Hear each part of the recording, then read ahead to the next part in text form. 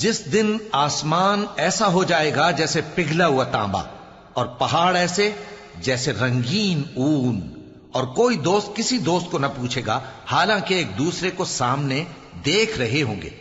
اس روز گناہگار چاہے گا کہ کسی طرح اس دن کے عذاب کے بدلے میں سب کچھ دے دے، یعنی اپنے بیٹے اور اپنی بیوی اور اپنے بھائی اور اپنا خاندان جس میں وہ رہتا تھا، اور جتنے آدمی زمین پر ہیں غرض سب کو دے ڈالے، پھر اپنے آپ کو عذاب سے چھڑا لے۔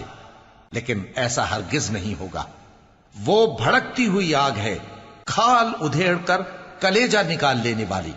وہ ان لوگوں کو اپنی طرف بلائے گی جنہوں نے دین حق سے اعراض کیا اور منہ پھیر لیا، اور مال جمع کیا پھر سینت سینت کر رکھا۔